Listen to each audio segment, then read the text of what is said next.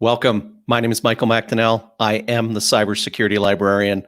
Thank you for joining for us on our live stream about threat intelligence. Here is my co-host, Moro. How you doing, Moro? Pretty good. Yourself, Michael? I am doing great. I'm pretty excited. You and I both love talking about all of the adversaries in the world.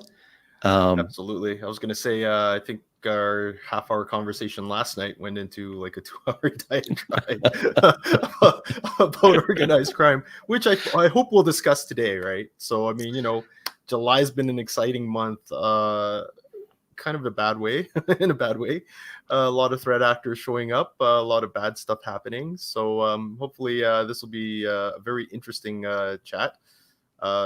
I mean, Michael will say we've got two guests that are very well in tune with cybersecurity and threat intelligence. So I'm 100% excited. But before we start, I want to ask everyone to smash that like button and subscribe if you haven't already, and hit that bell thing if you want to get notified of a upcoming live stream that we'll be hosting.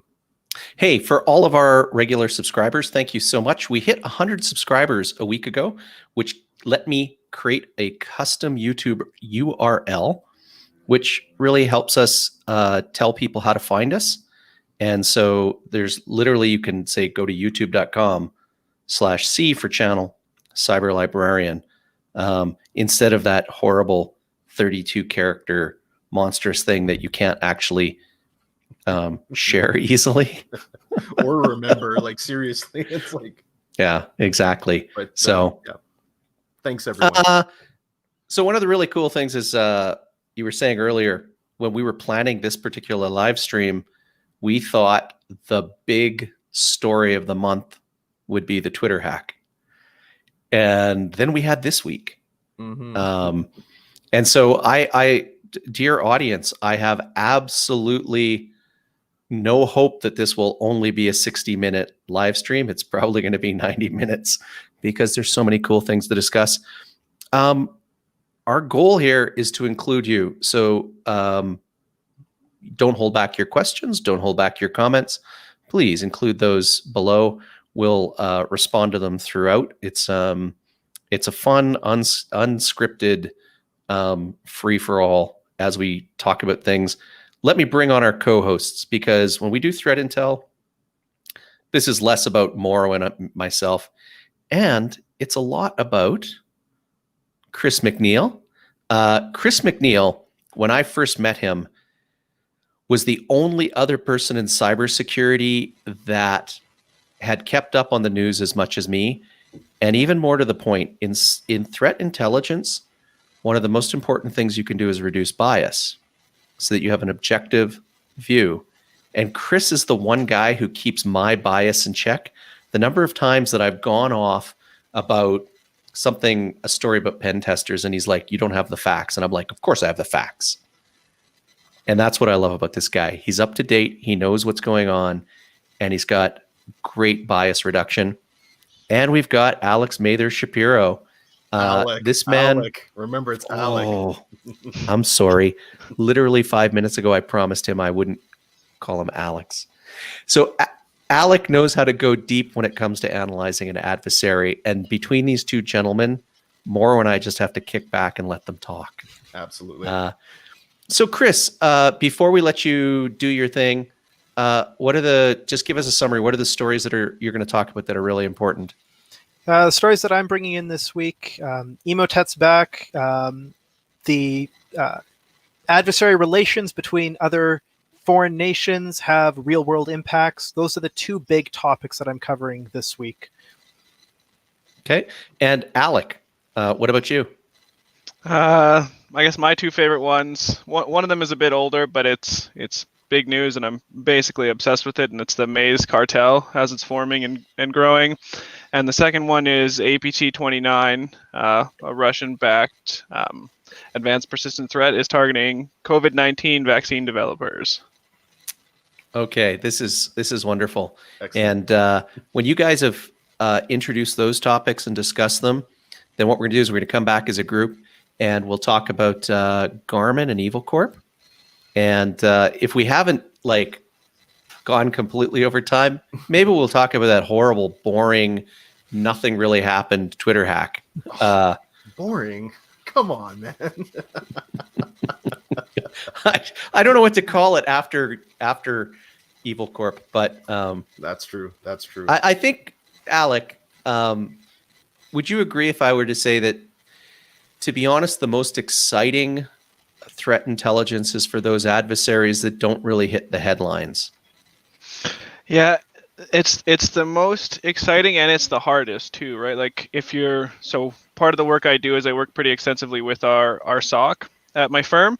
So the SOC will feed me incidents, and it's my job to then see what I can find out, kind of to expand on those incidents.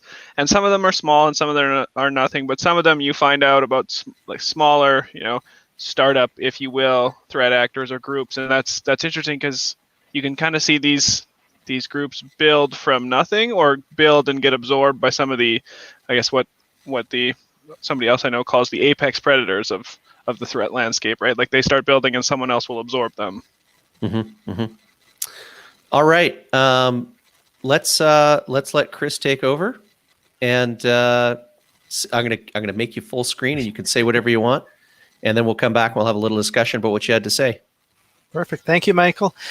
So one of the first things that I noticed right at the beginning when I was invited to come onto the live stream was that Emote was kicking back off. Now, Emote is a spam for service that allows people to purchase it, and then when Emote infects an endpoint, it allows them to put whatever malware they want onto it. So Emote had been dormant since about February of this year, and they're finally back up and running. What's interesting is this isn't the first time that Emote has gone silent. Back in 2019, they were silent for about a month or two. There was no activity, and then suddenly they came back up. This is interesting because why are they going silent? Are they refactoring their network? Have they been taken down? Are they recovering from a different attack? Are they just not being purchased at the moment? It's hard to say without being the person who's running it why Emote suddenly goes silent or why it suddenly pops back up. And then, of course, within about 4 days of Emote popping back up, we had the Emote White Hat hacker, where someone has gone in and they've taken over portions of the Emote network and replaced the sections that drop the malware on the endpoint with memes. So people would get the email, they'd click on the link. Normally, when it takes them to the site that would drop the malware, instead they get a lovely meme. So someone out there is trying to do the right thing, and we can have a discussion later about whether that's ethical or moral or right. But for some people, instead of getting malware, they got memes. That seems a win in my book. The next pieces that I had, real world adversaries and how they have impacts on the real world. So the CISA and the NSA have both sent out memos urging people with operational technology or industrial control systems that they need to be taking immediate action. And that's very strong words from government organizations saying to take immediate action to secure their systems. Operational technology and ICS, very complicated, very important pieces of our critical infrastructure. And for government to come out and say, take immediate action, that means that something is coming. Now, what we don't know, they're not saying what they expect to happen, but in potentially, maybe, I'm drawing a conclusion between these two pieces. It's not necessarily truth, but there were 2 alleged Chinese hackers indicted on multiple charges for stealing intellectual property. Does that have anything to do with why NSA is suddenly saying we need to start protecting our ICS and OT infrastructure a little bit more? Potentially. And to bring it more full circle, we saw more tit for tat between Israel and Iran, potentially Iran. People are alleging that it's Iran. Back in April, a water facility in Israel was hacked and attacked. Wasn't much real world impact from that other than repair people actually had to go on site and fix them. And then following that in May, we saw one of Iran's busiest ports shut down due to a cyber attack. Iran blamed Israel for that cyber attack, which shut down an actual shipping facility. And then just a couple of weeks ago, we saw yet another attack on a water control system in Israel, a pumping facility, and people who were investigating said that it had been designed so that the attack would increase the amount of chlorine in the water, potentially harming real people. Again, the system, nothing failed at that point, but technicians did have to go on site to repair. So more tit for tat between real world adversaries, and we're seeing this accumulation of cyber threats having real world impacts. So tie that back in. We have a lot of ICS and OT here in Calgary, especially with our oil and gas. But it's important to note that cyber isn't always just about ransomware, about affecting data. We are seeing an increase, and this is only going to get worse over time, with real world implications, similar to what we saw in the Ukraine, where power grids were shut down. And the last piece that I had was the Discord API. SAN Stormcast came out, and they had collected some actual real-world malware that was leveraging the API from Discord to launch Java attacks on local endpoints. And we can have a discussion about this, about how every time you're installing an application, especially nowadays, everybody loves to put APIs in their system, especially when we've got web-based technologies like Discord. It's a local app. It's running over the web. It's connecting with a lot of people. But if you hit the wrong website, something can attach in. It can leverage that API that's now existing through an application that you want on your machine, and it's starting to do malicious things. And I think that's all I have, Michael. Awesome stuff. Interesting. So we have a comment and a question from Kyle, but before I bring that up on the screen, what you just said about APIs is really interesting. So during the Twitter hack, if you were in Discord, you saw a flurry of little posts from me that I speculated that the Twitter hack had been executed through one of these third-party API trusts. So, every time you do something with a web application, it pops up that thing saying, Authorize. do you want to authorize it, and it'll tell you what permissions it's got. Maybe you're authorizing it to use your LinkedIn account or your Google account. When I've been setting up stuff for the Cybersecurity Librarian website, I wanted to do some API automation. So one of the things I wanted to do is whenever we do a live stream, I wanted it to post automatically the YouTube video to the blog. And so I used a service called Zapier, which is brilliant. It knows hundreds of APIs and can connect any two of them with automation. So you can say, well, if I post something on this site, also post it to these other sites. The problem is, if Zapier is compromised, everything you've trusted is compromised. And that's not what happened in Twitter, but that Discord was one of the things that I had authorized through Zapier. We have to be very cautious of when we share these permissions. I've also seen quite a few apps recently where when I enabled permission, they wanted everything, complete access to my Google account. Zoom, when you accept a Zoom calendar entry for a Zoom meeting and you're using Google for business or education, it will, to add the calendar entry, it'll say, oh, just give us permission to your Google account. And it wants everything in your calendar, read, write, which isn't necessary. And no other platform does that. Anyways, that's my soapbox. And it's not the first time we've seen real world hacks that have occurred through those third-party interactions and trusts. So Kyle asks, is the infrastructure for Emote always shared when it pops up, or can you buy the spam and use your own infrastructure? Is there a way to track the Emote actors effectively? These are both good and separate questions, and I have no clue. Yeah. I'm not entirely sure on it, but my understanding is that I don't have infrastructure to launch the spam attack. Therefore, that's what I'm purchasing from Emote, is the ability to have them. And I think, is it the payload? Is the payload coming from my infrastructure, or do I pass my payload to Emote? That I'm not sure on.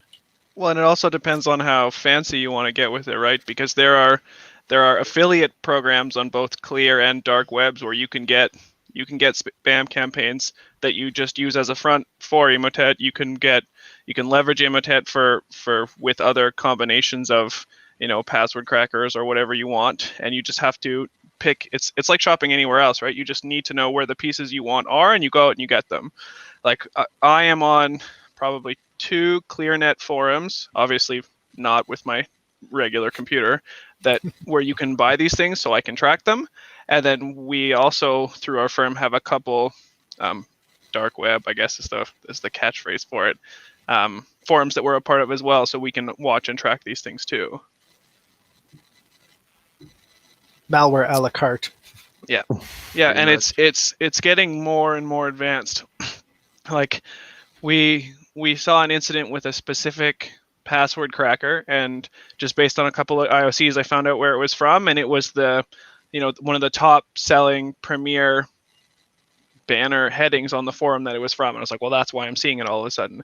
And people had paired that specific one with other, homegrown mail spam distributors from that same website. So it's just, you go and you shop, you pick what you need, and then you deploy it that way. You don't have to know what you're doing.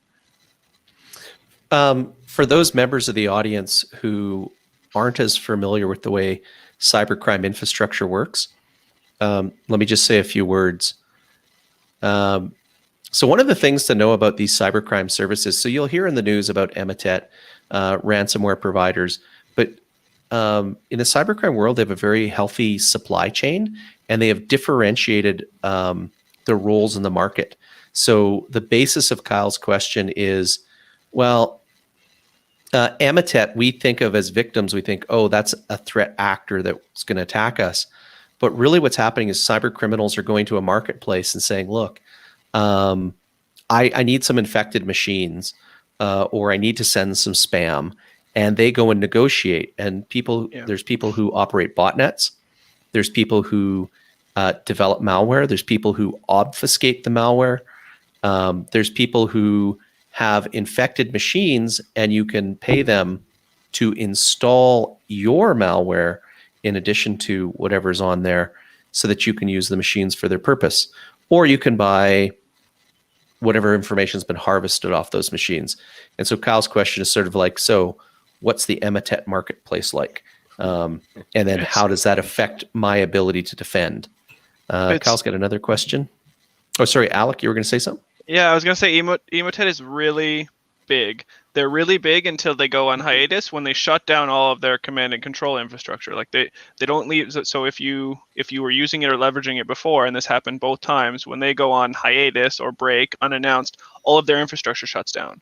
So if you're doing reconnaissance and research on them, all of a sudden it's off, right? You can't find the things that you're looking for anymore. So Emotet, I think, I'm guessing as an organization, if I had to guess, they have internal squabbles just like you would have anywhere else, but the problem there is then they just shut it down, because I don't know, it's probably not worth it if you're there to make money illegally. If you're having these fights with other people, why bother, right? Because there are other apex predators in the market that you can go and work with, just like you said. Mm-hmm. It's the same as job hunting.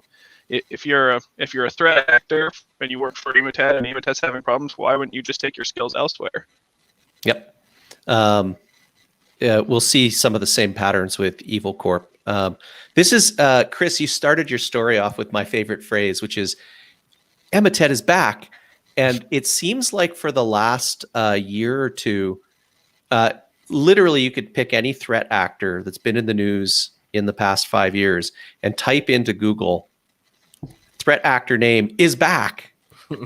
And Alec is getting at the point that is a common thing, is they will, if their infrastructure gets burned too much, they'll pull back, they'll refactor, maybe they'll actually redevelop their malware platform, maybe they'll replace it with something else, maybe they'll deploy new infrastructure that's more bulletproof, and behind the scenes, they might be shopping for new partners. In the same way that Walmart might say, well, we need all these little garden gnomes, but our current 5 suppliers globally are unreliable and can't meet our order volume. So what we're going to do is just go out to market and say, who can give us reliably 100,000 of these to every store every year, and then there might be a run on garden gnomes, and there's none for a while. And I'm not joking. That it is supply chain management. It's a good analogy, no, for sure. So Kyle says, and this is a comment on what we just said. So you can map out attackers by the payload TTPs and distinguish between the various campaigner actors, even if they're using general infrastructure. I'm not sure. Yeah, I have two thoughts on that, but I'll go after Chris. Okay, I was going to say potentially. I mean, when, like you said, when Emotet shuts down and they go dark for a while, everything's gone away, and now they come back up. So we know Emotet's back based on certain TTPs, but we see that Emotet is passing out CACbot, and we see that Emotet is doing all these other different campaigns. So even though it's the same spam infrastructure, they're being sold out in different ways to pass on different things. I'll pass back to you, Alec. Yeah, and if you're thinking from like a threat hunting perspective, like is this always the same person or is this the same group? With APTs, it's easier, right? Because APTs make the same kind of noise usually. So if you've got those IOCs and those, I guess I'm just trying to say IOCs twice here, but if you see that pattern that says, this is APT 41 or this is APT 7, that kind of stuff you can tell. But I guess like my mal spam and password cracker example, I found both pieces, and I found about 9 different people who had purchased these combinations at the same time, or I believe based on the references that I found in the forums, but then I have no way to know if it was any of them or if this was somebody that skipped this normal process chain entirely and just went straight through direct private messaging. And I'm not going to push these forums hard enough so they know that I'm looking, right? But it's just tricky to know if it's always the same person. Just being a good librarian and promoting literacy, I put some stuff in the comments for those who don't know what a TTP is. MITRE is your friend. In fact, let me just take a little literacy moment and show something on the screen. It'll be a good blurb or a header to get literacy moment. Oh, don't tempt me. So tools, techniques, and procedures, or tactics, techniques, and procedures is what we're talking about. And these are the ways that we categorize the behaviors of our adversaries. This is the MITRE attack framework, which characterizes behaviors of adversaries post-exploitation. So after they've compromised you. And along the top is we have the tactics, and they have generic names. But the TTPs we're talking about are sort of actor specific. And in the MITRE framework, they list all of the things that are currently a problem for us. Usually these are things that are more challenging to identify. The things that your antivirus, your IPS aren't going to just get right away. And you can drill down and see specific techniques that are used by these adversaries, and even get examples of specific adversaries using them, the kinds of things that Chris and Alec are talking about tonight. That's your literacy moment. All right, well then, I guess circling back to a comment that Chris had made. So yeah, there's someone, we don't know who, that's basically trolling these guys and replacing the payloads with memes. Is it a good thing or is it a bad thing, right? Sorry, Chris, I think you were going to interrupt me. No. Oh, okay. I was going to say, if you've done your research on the Emotet infrastructure, they're notoriously insecure, right? They've done a good job at spreading wide, but they haven't done a good job of protecting themselves. So it was just a matter of time till someone like whoever this person was would go in and find a way to shut it down, or at least to slow it down, rather. Right, for sure. And then I guess the question is this a good thing? I think it's a good thing personally. Is it right? Who knows? But I guess, hey, I want to be hacker, man. You can travel through time,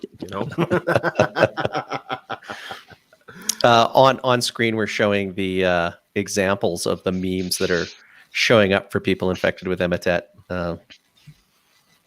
But Yeah, Yeah. it's a hard line. I mean, I don't want to encourage people to become vigilantes, and we don't want to say that the ends justify the means. In this case, yes, showing someone a meme rather than having them be infected by malware, that is a good outcome. But should we, as security practitioners, be going out and hacking back against these organizations? It was a loaded conversation from, what was that, a year or two ago when we started the whole hack back debate. It is a loaded conversation. Kyle asked that same thing. We're going to be doing at least one upcoming live stream on ethics. The discussion I think that we're going to have in that upcoming episode on ethics is probably going to be more about pen testing, but hacking back is Google my name and Google the phrase hacking back, and you will see all the way back to 2002, me discussing this on SANS forums about why hacking back is not to our advantage. It actually costs us as the defenders. On the other hand, I made an interesting ethical choice 7 years ago when I first decided to learn all of the adversary techniques and learn pen testing. I made the choice that on the dark web, I had no problem hacking against the ransomware providers who are putting up their ransom pages. And in the case of one particular adversary, oh my God, vulnerabilities. They're not always the best developer, and they don't always know cybersecurity. SQL injections, cross-site scripting injections, misconfigurations in Apache that all in one afternoon you're able to basically, oh, here's the password for your MySQL database. It's wouldn't do that outside the dark web. I wouldn't say that attacking is easy, but defense is definitely hard. And just because you're good at attack does not mean you're good at defense. Yeah. Just because you can compromise someone doesn't mean you understand OPSEC either. So why don't we turn this over to Alec? Alec. Sure. So all this ransomware talk kind of brings me to what is my favorite topic right now. And it's been quiet since the middle of June. But for those that pay attention to Maze, or now as they're becoming the Maze cartel, the Maze ransomware group, who I would consider one of the apex predators of the ransomware landscape, has started not absorbing, but becoming affiliates with other ransomware-based groups. So to the best of my knowledge right now, it's Maze and Lockbit and Ragnar Locker are all part of this Maze cartel. And when this was first happening, again, in the middle of June, there was three. There was Maze Cartel's out, here's Lockbit, here's Ragnar Locker. And I was excited is not the right word, but that's probably the emotion, because that feels like something big, right? It feels like something big and unfortunately interesting is about to happen, but then it kind of just returned to the de facto of that if Maze or Lockbit or Ragnar Locker has compromised someone, they post them up on their shame websites, really. There, you have to pay us or we're going to release your data websites. And the steady stream that is Maze basically continued. So what's happening behind the scenes at Maze, I have no idea. And I don't know that I have any way to know, but I am interested to see what the plan is here, because my assumption, and this is all speculation, is that if Maze is picking up other groups, then maybe some of the other big groups like Doppler Paymer or other groups like that are doing the same thing. So I internally am kind of worried that there's about to be a turf war in the ransomware landscape more than it kind of is now. Yeah, that's a good blurb on that one. And then the other one that I think is really interesting from a news perspective is that APT29 or Cozy Bear or the Dukes, I think are their two aliases, is actively targeting COVID-19 vaccine developers. And as far as I know, there's not really any underlying reason why that is readily available, but there's got to be some, I assume, political motivation behind this, because if you also don't know this about AP229, they are the group that's been accused of hacking the DNC during the election, the 2016 election. So I guess for me, when I am doing intelligence work, the stuff that I find is interesting is it's trying to figure out the why or the what's going on in the background, because it's hard to know on this side of the fence, and like everybody said, it's very hard to defend, and it's very hard to defend if you don't know what's going on. So any digging you can do for your company, or for me specifically, I work in conjunction with our SOC, I think really helps give you an edge and gives you a leg up.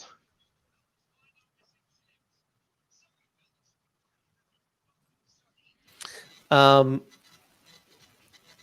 want to the point you hit on about a turf war and the other ransomware gangs. So Maze is near and dear to my heart too. It's a really exciting threat actor to track right now. And for those of you who don't know, so if you watch the news and you see someone was recently breached with ransomware, and I use the word breach advisedly, you'll notice different actor names. The reason why Maze is a cartel is because they are absorbing other ransomware providers. They're sort of setting up shop and saying, let's join forces. We're stronger together. But several of these ransomware providers changed their game mid-time last year, where Maze released the website, right? Yeah. So up until, I don't know, first quarter last year, it was really, really common that when someone had a ransomware attack, what you would see is them saying, we have no evidence that information was disclosed or that we were breached. It's just ransomware. Our computers are now disabled. We have to pay an extortion fee.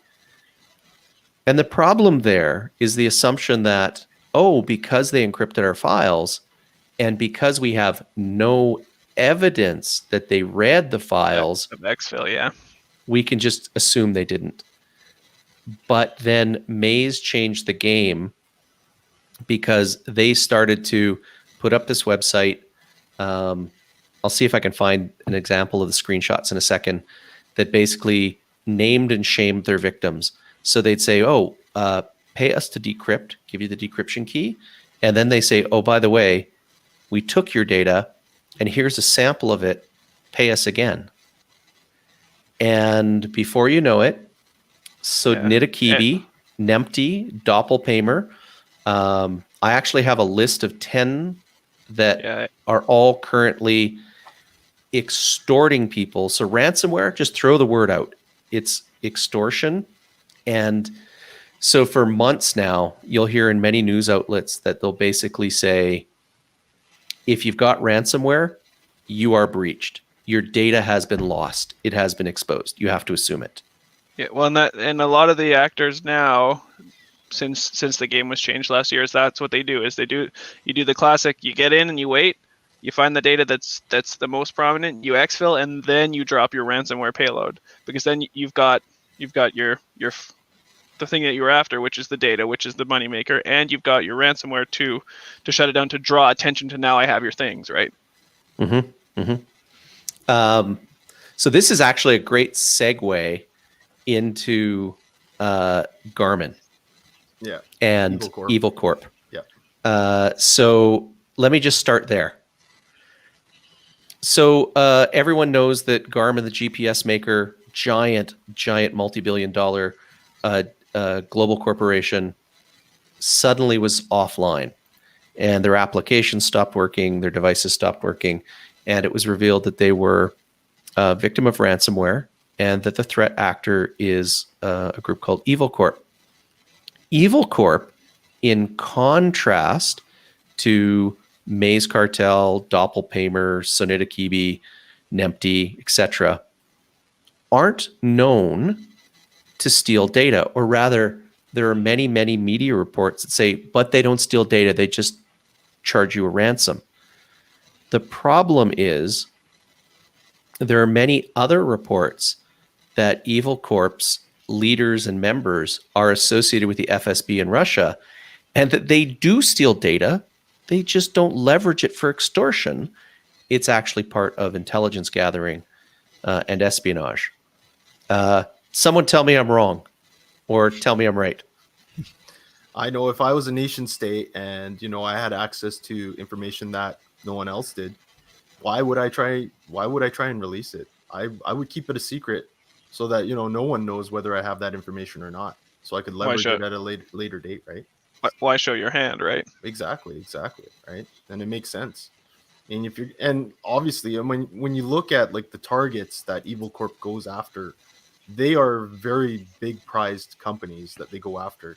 So there's certainly some sort of trade secrets or some sort of information that those corporations hold, which essentially makes them the money. And for these for the FSB to have that information, they could use it to for great gains later on. So why expose that and then all of a sudden have that company change their formula or whatever have you, their technology, just because they know that someone has stolen that information, right? So Well, if I was a threat actor or a threat actor group, nation state or otherwise, that would be a business decision, right? Same as that's any other true. business.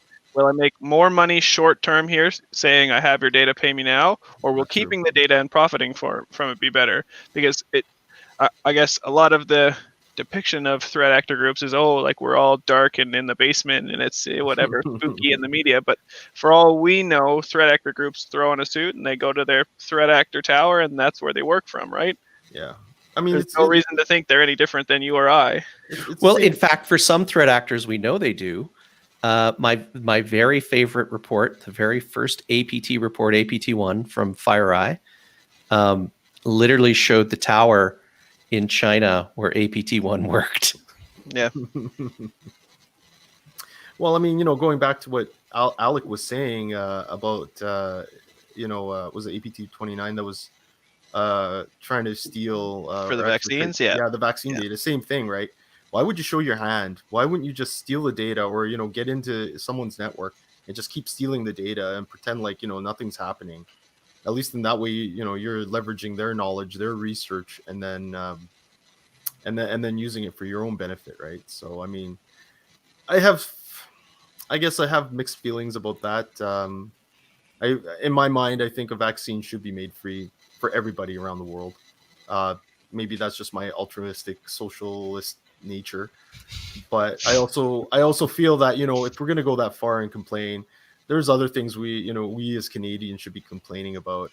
Not just from a cybersecurity standpoint, but from an IT technological advancement point, right? I mean, when you look at, for example, Tesla actually is leveraging, I think, one or two technologies that were invented by Canadian institutions.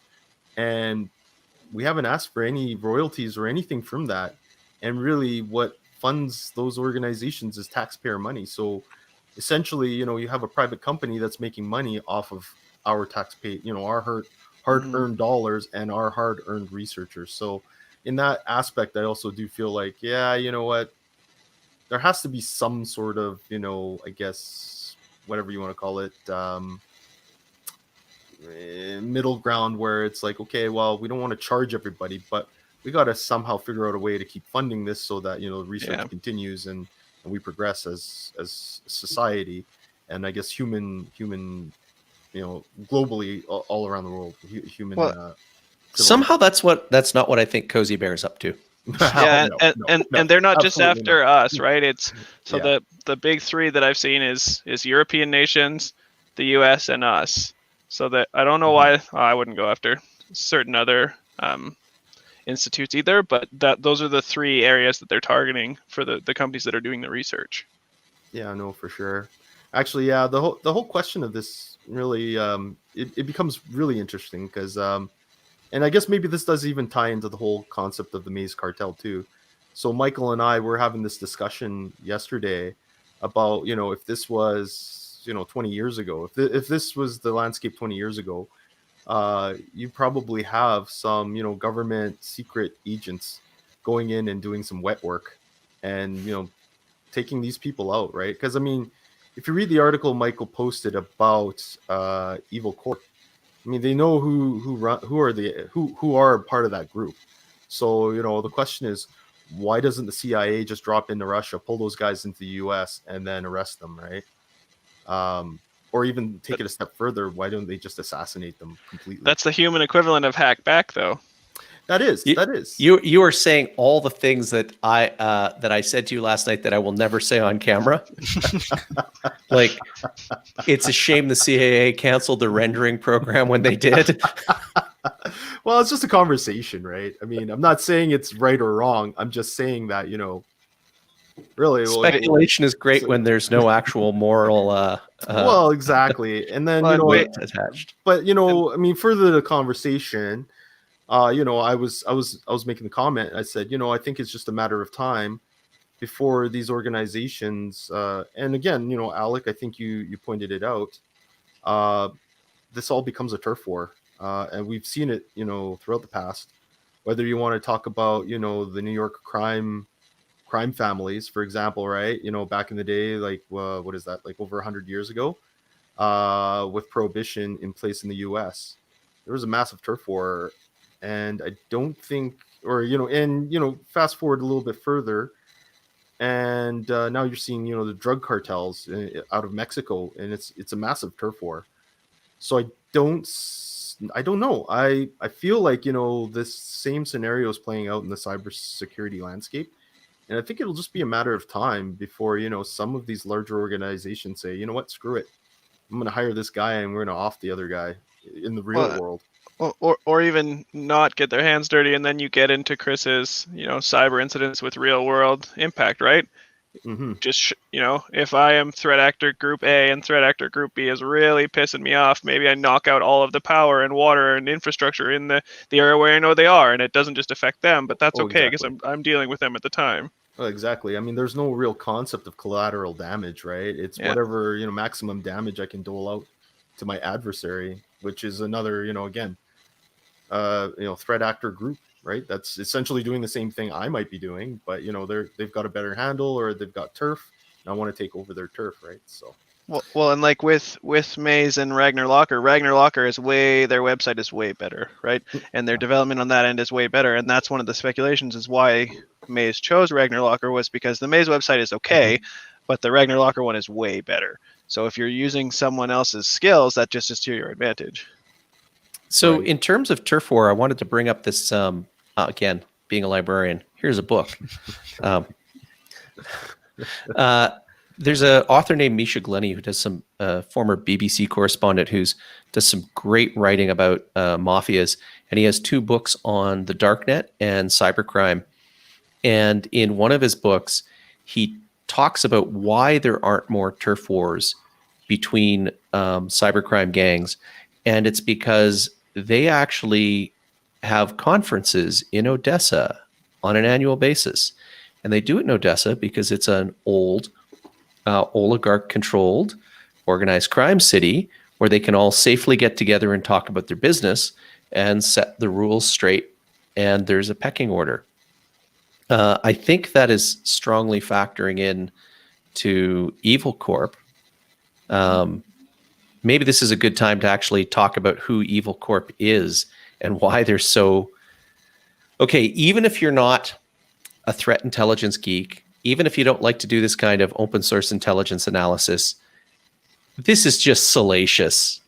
It's primetime TV. But does Alex or Chris, do you want to actually talk about describe Evil Corp, or do you just want me to launch into a bunch of stuff? Go, man. It's all you. So in the show notes, there's a whole bunch of articles. I don't even have all the articles that I'm basing this on. So call me out if I got a detail wrong. But here's basically off the top of my head in a nutshell. So this threat actor has been present from about 2007. This is a really old threat actor. Maybe not in the exact same form. There's a couple really interesting characteristics about them that over time, their methods have evolved, their tools have evolved, and their group has picked up members and lost members. Doppelpaymer is actually a split off of Evil Corp. They've been sort of on the leading or pioneering edge of quite a few of the techniques that we regularly talk about as defenders. So DLL injections, DNS poisoning, aspects of how ransomware is carried out, they all do that. But they're not today. They're in the news because of Wasted Locker, their new ransomware. However, they're actually associated with quite a few other pieces of malware, most notably Drydex. And I'll just go back to the joke. Chris started his piece by saying, Emotet's back. Drydex is back too. Yeah, my favorite headline, and it's happened multiple times, Drydex is back. Yeah. And then followed by the subtitle, it was never gone. Yeah, well, it dried. So that's funny that you bring up Drydex, because they went quieter from last quarter of last year until probably 6 weeks ago when I started seeing them again, and all of a sudden, yeah, Drydex is back, and like you're seeing IOCs everywhere, and I'm compiling more data on them. And when I first saw them, when the information was first fed to me, I was like, oh yeah, they're back. Like I haven't thought about this in a while. Yeah. So this threat actor's got a really deep history. Part of their history is also that they've been busted. So part of the Drydex history is that there was a very large international coordinated effort to take their infrastructure down, and it was killed. But it wasn't killed because they came back later. Through this entire history, the people behind Evil Corp have been identified, and there are two important legal things that happened in the States. So one is the named individuals in Evil Corp have been indicted. That is, if they step into a U.S. ally or someone who has an agreement, an extradition treaty with the U.S., they will be picked up and shipped to the U.S. But the Treasury Department has sanctioned them. And this is really important for the people that become their victims, because they have been sanctioned, and the Treasury Department therefore says you cannot, as a U.S. entity, conduct a transaction with them. You're forbidden from it, which means you're technically not supposed to pay the ransom. And I'm sure there are many legal nuances that I don't understand. But in a nutshell, when Garmin revealed that they had been infected with Wasted Locker, there was speculation in the media that, whoa, what would happen if Garmin pays the ransom? Would the Treasury Department really step forward? And then I have not confirmed this. This is total speculation. So if someone's got the details, please tell me. But rumor is that they paid the ransom, but through one of their subsidiaries. And as soon as I heard that, I thought, oh yeah, the subsidiary, and the rumor was they picked the subsidiary because they might be able to write it off tax-wise. And I thought, no, maybe they're just picking a foreign subsidiary so they can avoid the U.S. sanctions. I don't know. That's what's so salacious about this threat actor. On screen, I'm showing this great article from Medusa. Medusa is sort of like Vice magazine, but in Latvia, and they cover Russian news. If you want to find out, you just go there. You're going to see exact parallels between U.S. news and Russian news. Protesters, little green men on the streets, throwing people in minivans. But they have got this great piece, and it reads just like a Vice magazine piece. It's a good scoop. They've got some crazy sources, but is it evidence? It's kind of like intuition and instinct. I think they get facts better than Vice, actually. But in here, they've got lots and lots of pictures of people. They found the members of Evil Corp who were still active on social media. Most aren't. And most of their social media revolves around their lavish lifestyles and their cars. And so everywhere you go in the media, what do we know about Evil Corp? We know they love their cars. So many cars. So many cars. This is the face of $100 million cybercrime empire. Well, the cars one is a funny one, because if you show your very fancy, unique car a little bit of open source, I can find it. And like if you're one of the 3-letter agencies, closed source, you can definitely find it. Yeah. There's other articles beside the Latvian one that talk about the reported head of Evil Corp and his wife's legitimate businesses. This is a threat actor that we know things about them personally. We know their names or some of their names. And yet they continue to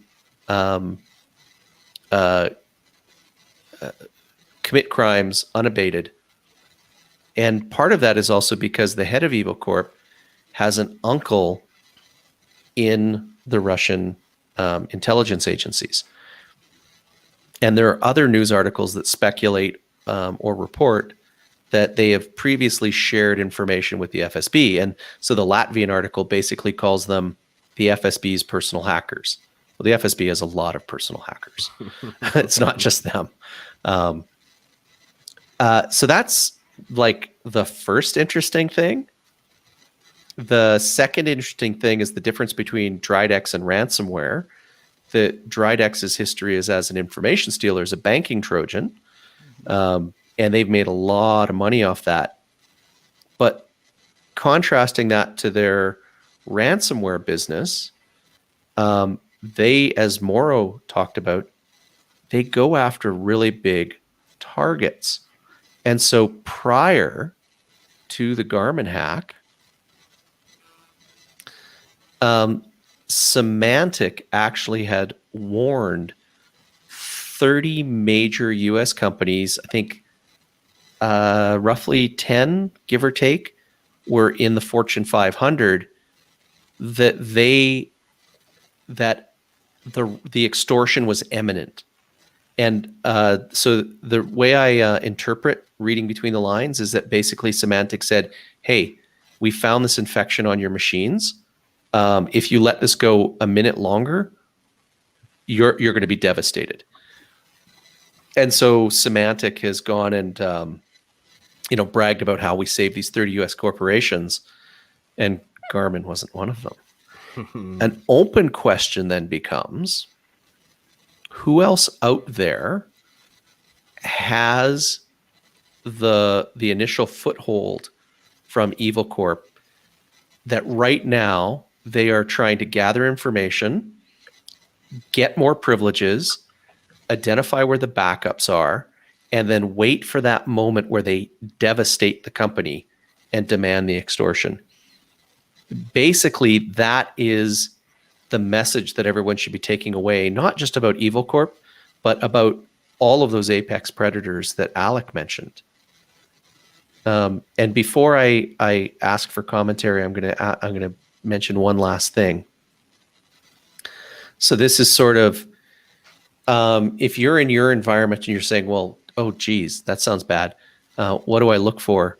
So Symantec did us a solid and basically outlined the kill chain that Evil Corp is following for all of these attacks. And there's some really decent indicators of compromise you can look for. So these attacks are starting with a fake update from JavaScript. So you're going to end up someone, and it doesn't matter who, someone in your company is going to end up on a web page, and there's going to be a pop-up message that says they need a Flash update. And that's just going to be a JavaScript trick, but they're going to end up downloading a stager. So some little script is going to run, and that is going to invoke PowerShell. And I'm just going to guess it's always PowerShell 1. Whenever you see those macro viruses, in a Excel file or Word doc, usually the first command they run is PowerShell 1. There's reasons for that. And that's going to download the next stage, which is actually going to be Cobalt Strike Beacon.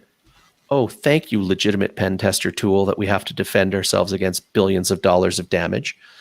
Sorry, there's my bias that Chris is supposed to keep in check. I will. Don't worry.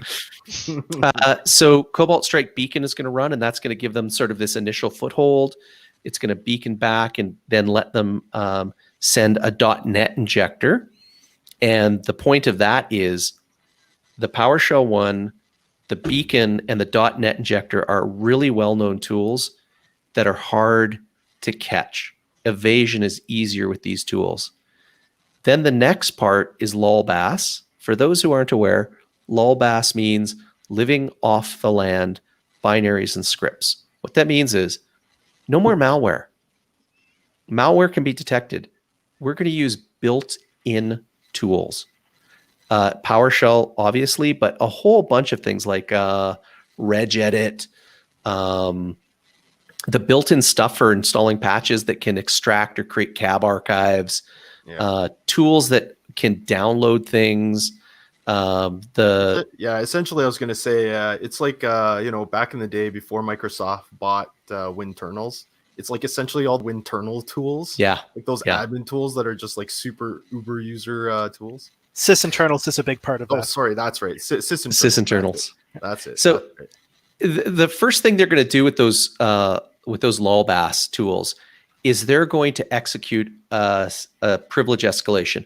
And if you're a Windows administrator, you might go, well, I can't even imagine how they do that. Believe it or not, it's fairly easy to execute in an Active Directory environment, that kind of privilege escalation. There's a tool called Bloodhound, which will actually map it out and tell you the shortest route to domain admin. But all they need at this point is a local privilege escalation, and there's a lot of ways they can do that. And then they're going to disable Windows Defender on the local machine. So you'll notice up until this point, they're using techniques that are really hard to catch, can evade our standard and even our advanced anti-malware, but don't really give them much. As soon as they turn off Windows Defender, now they go after domain admin. Now they start to expand the scope in your environment, try to figure out more accounts, look at your Active Directory, and then they get domain admin. That's my speculation. That's not actually in the report that I saw. And then once they have the ability to execute code on all your endpoints and servers, they use PSExec, which is part of sysinternals. It's a standard tool. Yep. And then they distribute the ransomware. And so this could take weeks. It could take as long as it needs to take. And they're just going to keep working away silently, not getting caught, until they're ready, until they have complete access. And then boom, now you're encrypted. And it's not just Evil Corp that follows a similar model. The other ones use different tools, different scripts, maybe slightly different procedures, but it always starts out with this little foothold, get some local credentials, go undetected, and then start scoping out your network. Find out where your backups are. Get your admin credentials and get ready. And so the ones who extort you and steal your data, they'll actually spend weeks and get backups of your data. Maybe they'll take images of your VMs that you already have in your backups. In one technique, they will actually, if you have cloud backups, they will transfer the backups from your Azure tenant to theirs. Good luck talking to support about getting those back. They'll get all the credentials they need to either wipe your backups or lock you out of your accounts. Then they'll ransomware you. And imagine what that's going to look like to you when you're responding as a sysadmin. All you care about is the ransomware. You're not even thinking they stole the data. You're locked out of your backups. Now your whole incident response and recovery is delayed, causes chaos. And then you get the extortion demand. And in the case of the Maze cartel, you get two extortion demands, one to decrypt and one to get your data. Evil Corp isn't known for extorting you on the data. And as I said, I think it's because if there's data that's valuable for intelligence purposes, they're just not going to reveal their hand and they're going to hand it over. And you have to ask yourself, Garmin's a GPS provider. Is any of that valuable for intelligence?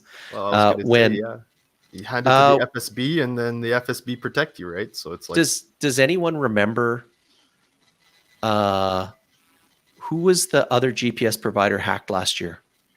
Spava? Is that the name of it? Strava. Strava. So in the Strava breach,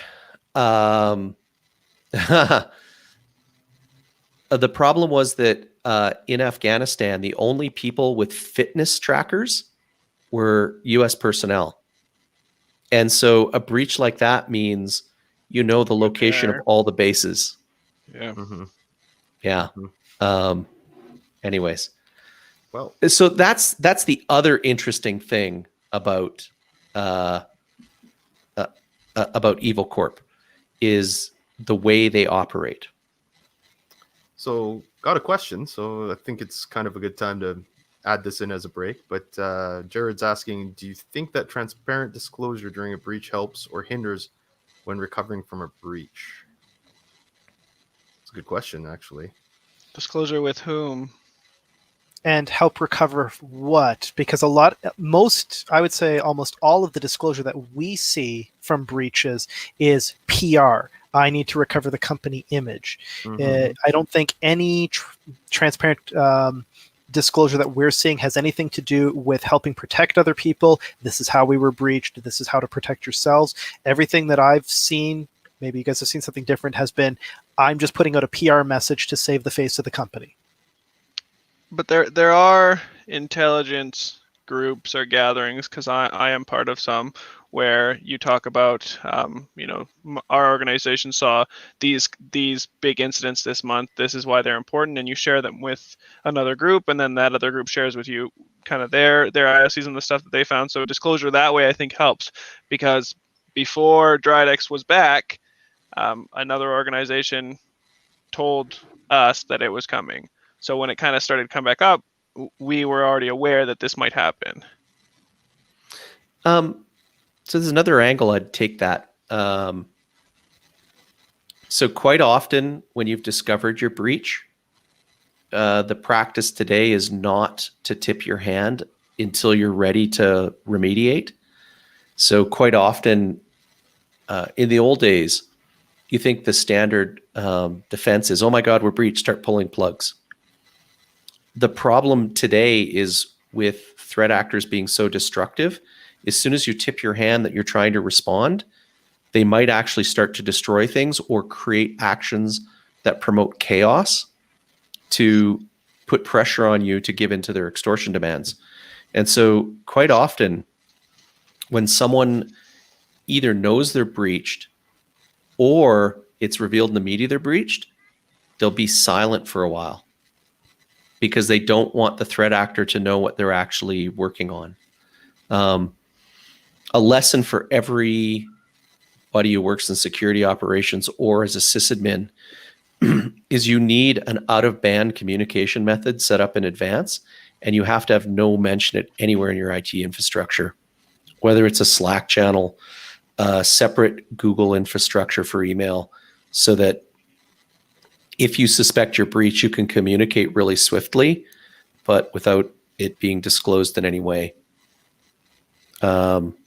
In this case, in terms of being transparent,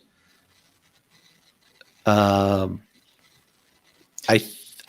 think, Chris, it's a bit cynical to say it's just PR, but it is correct to say that corporations have a stake in protecting their reputation. And so they don't want to give out too much information. But if they make a misstep, they'll be perceived as doing things wrong. In fact, there's a story in our show notes that I think is a great example. The Wattpad and the Black. Yeah, Blackbot and Wattpad. Let me just bring those up. So these are Canadian stories from the last few weeks. Fulfill our CanCon requirements. Here we go.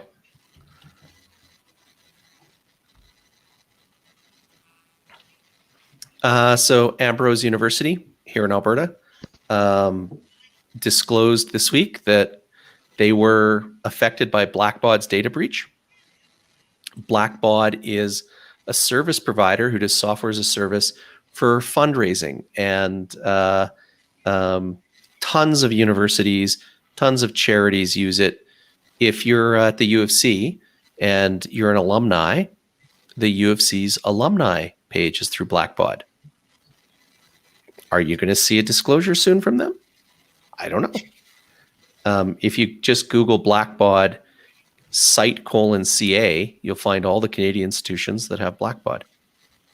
The thing about the Blackbaud thing is Blackbaud was breached. They disclosed to their customers, but not all of their customers disclosed it. I think Ambrose did a great job. But then there was Wattpad, who is this Canadian content provider. It's actually kind of cool what Wattpad does is if you write content, you do screenplays, Wattpad will help find a channel partner for you. CBC Gem has a license to take Wattpad content and then publish it. Well, they have breach, but I'm not really convinced that their very vague disclosure meets the same bar that I think Chris was alluding to.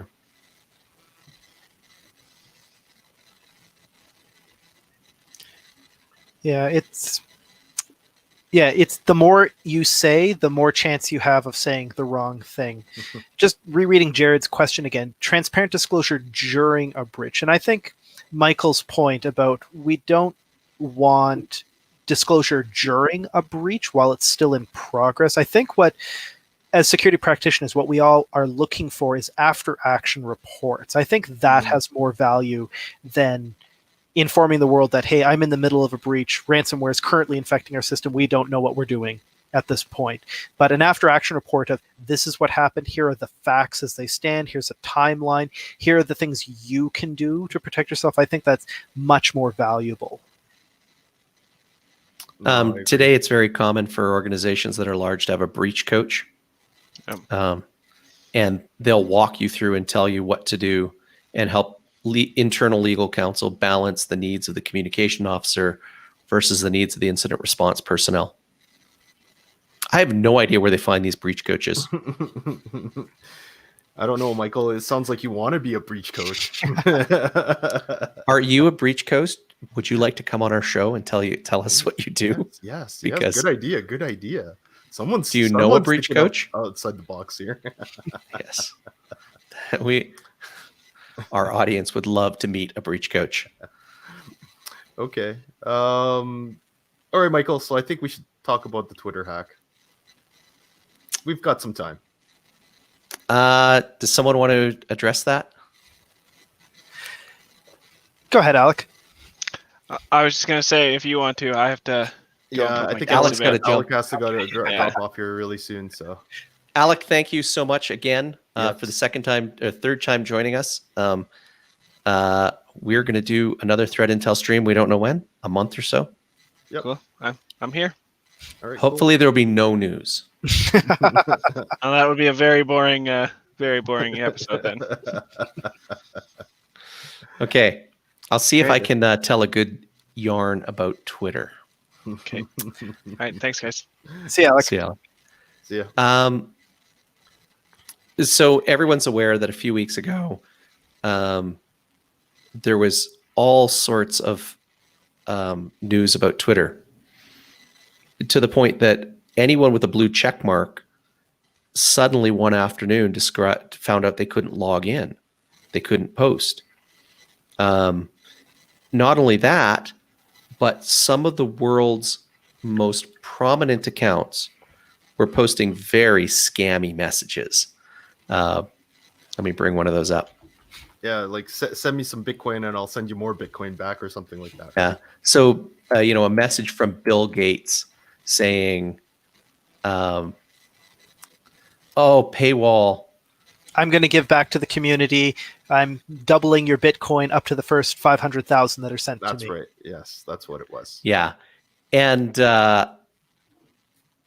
this occurred on Joe Biden's account, Jeff Bezos' account, Elon Musk's account, Apple's account, Barack Obama's account, Bill Gates' account, but not Trump's. Yeah. That's 'cause, So people probably wouldn't believe him anyways. So and then they know it's all fake, right? how would you tell the difference? It's fake news, man. It's fake. A great comment. Andrew says that breach coaches are often external legal counsel from what he's seen. Cool. That's Well, actually good to know. thanks, Andrew. So the afternoon that this Twitter thing blew up, people saw these Bitcoin things, and a lot of people in the security community are like, wow, pop the popcorn. This is obviously a scam. If you don't know Bitcoin, now notice in this screenshot, the Bitcoin address, BC1QXZ, and it's always the same for all of these. The really interesting thing is many people believe Bitcoin is anonymous. It's not anonymous. It's actually very open.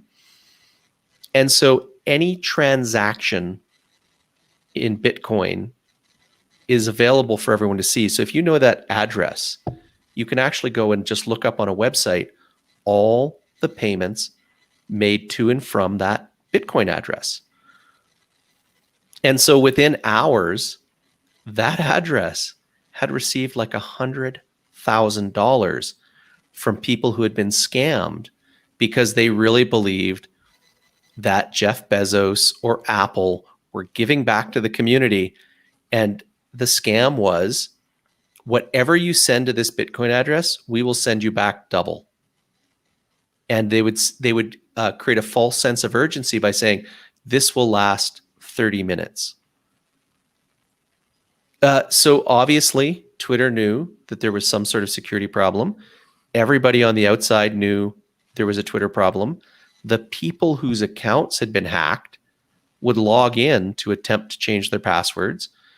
At a certain point, Twitter actually prevented those accounts from being touched. So people were frustrated. It's like, I'm trying to change my password. I can't log in. Turns out there were two reasons for that. Number one, the attackers were changing those passwords and locking people out. But number two, Twitter was also disabling all blue checkmark, all verified accounts. Speculation went rampant. As you know, you're in cybersecurity, you're not part of an incident, you speculate what could cause it. I played that game too. So speculation number one, phishing. If you didn't know all these accounts have been hacked, you go, oh, maybe Jeff Bezos' password had been guessed. But MFA, oh my God, there must be an MFA bypass. And that's happened before with Twitter. Twitter's notoriously been a laggard in adopting physical tokens. It used to be just phones. So then second speculation, oh, maybe it was SIM cloning. Maybe it's just like when all the celebrities' naked photos got hacked. Maybe people were bypassing MFA by getting control of their phones. But then all of these people have been phished. These people have media companies that run those accounts. This is highly unlikely. And Twitter does support these tokens now. It seems unlikely. Theory number two, what we talked about earlier. Third-party app integration. Most of these accounts aren't posting from a smartphone like you or I. They're posting from TweetDeck, something like that. So maybe it's an API integration. Maybe one of those providers did it. That was my bet. I immediately went and said, people, go and check your third-party app integrations. Go to LinkedIn, here's where to look. Go to Google, here's where to look. If you've never done that, check our Discord. There's some instructions on where you can go on places like Google and LinkedIn to find out which apps you've authorized to have full control over your social media accounts. But then it was actually quite obvious that that couldn't possibly be it, because there's no way that all of these accounts had that problem. And even if they were, say it was TweetDeck. I don't even know if TweetDeck still exists. The attackers wouldn't just have compromised Twitter. They wouldn't have put the scam just on Twitter. They would have put it on all of their social media outlets. It would be on Facebook. It would be on LinkedIn. It would be on TikTok, on Instagram. But none of these companies or individuals' Instagrams had been hacked, only Twitter. So then, another theory, zero-day exploit against Twitter. It's happened before, early in Twitter's history, midway through their history. They had some very egregious vulnerabilities. Never develop a major social media platform on PHP. Never on PHP. But that left the scenario that everyone rolls their eyes at, including me. So I was talking to my wife and I'm like, oh my God, the internet's exploding. Twitter's been hacked. And she's like, inside job. Like, it's not an inside job. Ladies and gentlemen, it was an inside job. Well, the initial reaction was not just an inside job, but that somebody in Twitter had been hacked first, and then it came out that it was an inside job. So there was fourth and then fifth theory. That's a really good observation, because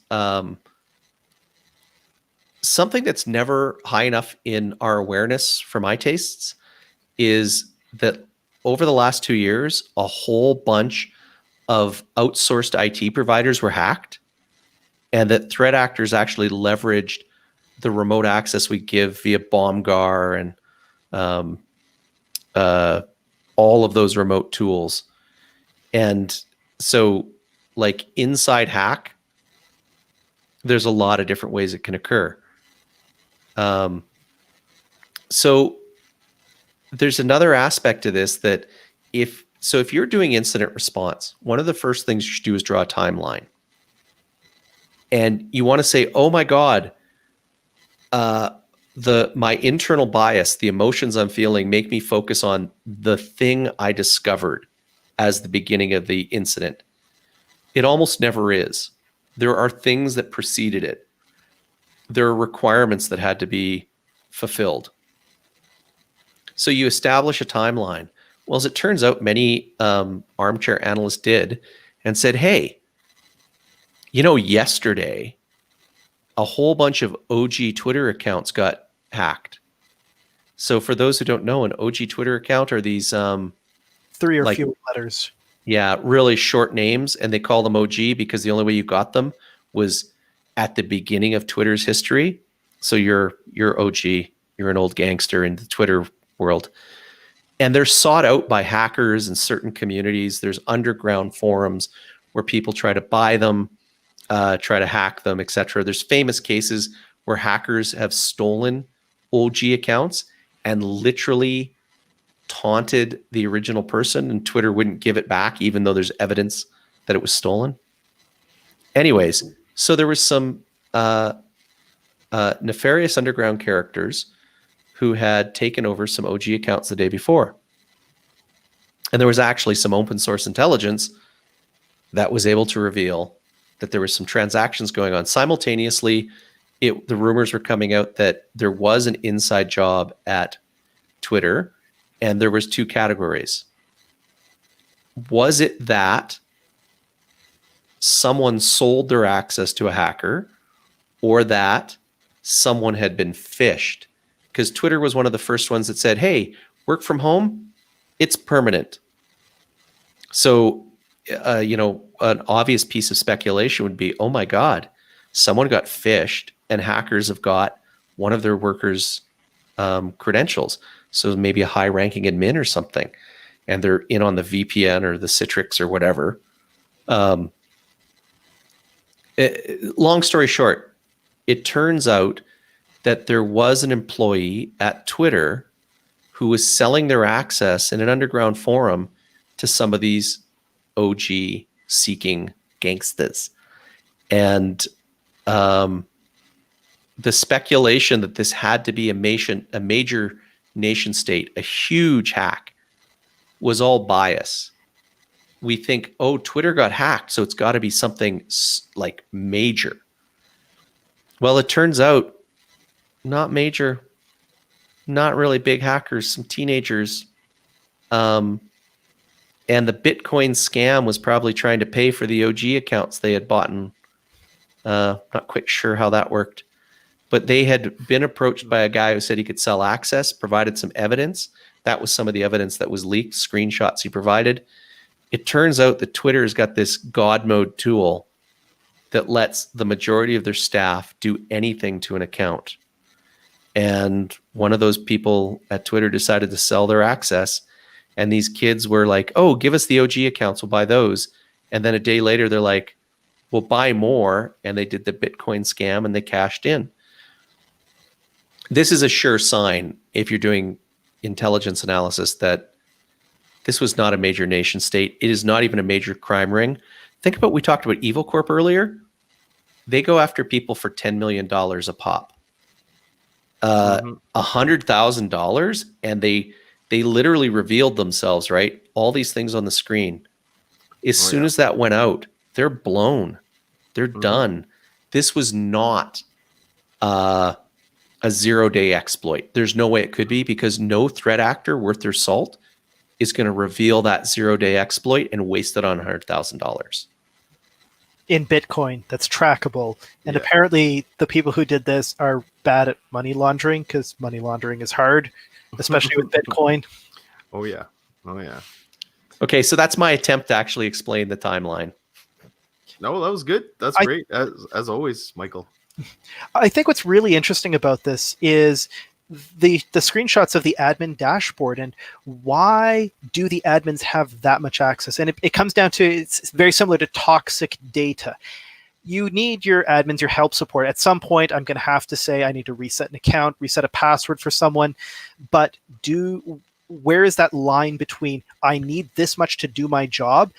I need this much because it's nice, but I don't actually need it, and it's more likely to cause me damage in the long run. It's toxic to have that much access.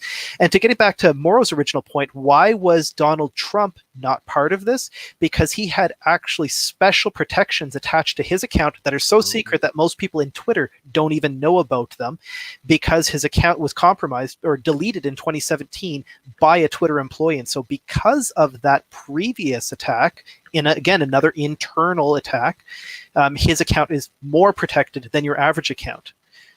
And the DMs is the other point. There were questions raised, I think it was by the Senate in the US, about are DMs encrypted, and Twitter had talked previously about they were thinking about doing end-to-end encryption on DMs. I struggle to understand why they would not do that. What possible need would they, unless they really want to purposefully expose somebody's DMs to law enforcement at some point in the future? They have no need, and it's just toxic data at that point. It's going to get them in trouble if an average employee can get access to your DMs. Yeah, no. Let's see here. What else was there? There was a comment from Jared, I think. RMM toolset breaches over the last 2 years have been bad and fucking up many nights. So if you use I remember TeamViewer was there was the potential breach. What was that, 3 years ago now? So there was a bunch of managed service providers, like giant global, tens of thousands of employees, that use at my last employer we used it. It's a complete vertical solution for managed service providers that includes remote management tools as well as billing and project management. And a couple of these giant providers like Tata had actually been breached, and the threat actors had used those remote management tools to distribute malware and steal information. And there was not just one of those occurring. Jared's completely right. And if you're a little 8-person shop that uses that tool, you're like, would they even let us know? Would we even know? Yeah, no. I remember those tools circa, I'm going to say around 2005-ish. I always thought, I'm like, wow, this is evil. If someone got a hold of this, they the keys to the kingdom are done. So yeah, it's really hard to balance the risk of involving a third party with a lot of access, but versus the cost savings.